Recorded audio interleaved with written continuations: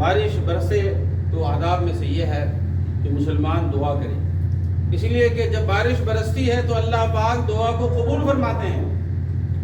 پیارے نبی جناب محمد الرسول اللہ صلی اللہ علیہ وسلم کی طرف ایک مرسل روایت ہے کہ دعا 3 اوقات میں کیا کرو۔ ایک تو وہ جب 2 فوجیں مسلمانوں کی اور غیر مسلموں کی آپس میں مل جائے، یعنی لڑائی شروع ہو جائے، اور جب نماز قائم ہو، اقامت کہی جائے، اور جب بارش برستی ہو، تو یہ دعا کی قبولیت کے اوقات میں سے یہ وقت ہے۔ اسی طرح دوستو اور بزرگوں اور دینی بھائیوں، بارش اللہ پاک برساتے ہیں، لیکن کیوں برساتے ہیں؟ جب انسان اللہ رب العالمین کے دیے ہوئے غلہ، اناج، مال، دولت میں سے خرچ کرتے ہیں تو اللہ تعالیٰ بارش برساتے ہیں۔ جب مسلمان زکوٰۃ نکالتا ہے تو بارش برساتے ہیں۔ جب زکوٰۃ نہیں نکالتا ہے تو قحط سالی ہوتی ہے، اور قحط سالی سے مراد یہ نہیں کہ بارش ہی رکے گی بلکہ کمپنیاں بند ہو جاتی ہیں۔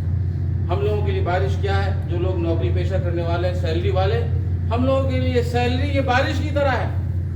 تو کمپنیاں بند ہوتی ہیں تو مسلمان کہتے ہیں جی کمپنیاں بند ہو گئی، نوکری چلی گئی، سیلری کم ہو گئی۔ یہ نہیں دیکھتے کہ کیوں نوکریاں جا رہی ہیں، کمپنیاں کیوں بند ہو رہی ہیں۔ جب مسلمان نماز نہیں پڑھیں گے تو اللہ پاک کمپنی بند کریں گے، چالو رکھیں گے۔ بھائی اللہ کی طرف سے کمپنیاں بند ہوں گی کیونکہ اللہ کا شکر ادا نہیں کیا، پیسے کمائے کھا لیے۔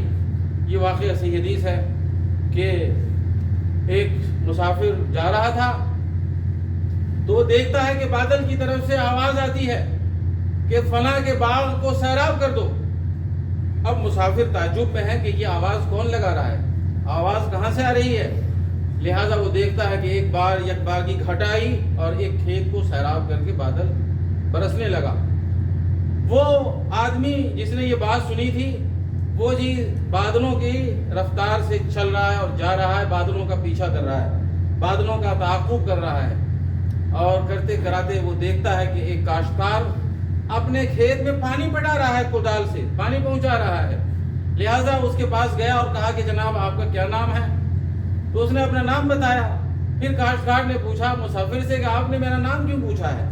کہا میں نے اس لیے پوچھا ہے کہ بادل سے آپ کے اسی نام کی آواز آئی ہے کہ فلاں آدمی کے کھیت کو سیراب کر دو، وہاں پانی برسو، یہی نام تھا جو آپ نے بتایا ہے۔ بھائی یہ بتائیے آپ کہ آپ اپنے کھیت میں کیا کرتے ہیں کہ اللہ پاک اتنا خوش ہے آپ سے کہ اللہ پاک ہی کی طرف سے آپ کی منادی ہو رہی ہے، آپ کے نام کا چرچا ہو رہا ہے۔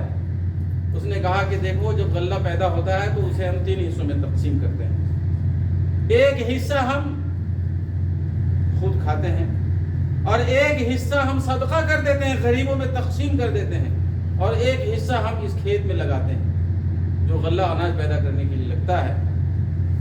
تو دیکھیں اللہ پاک نے اس خوش نصیب کاشتکار کو کس طرح سیراب کیا، اور باقی وہ لوگ جو اپنے کھیت کا یا اپنی کمپنی سے بزنس، تجارت یا تنخواہ سے صدقہ و خیرات نہیں کرتے ہیں، اس کی نوکریاں چلی جاتی ہیں، پھر وہ واویلا کرتا ہے لیکن سبب نہیں دیکھتا کہ سبب کیا ہے۔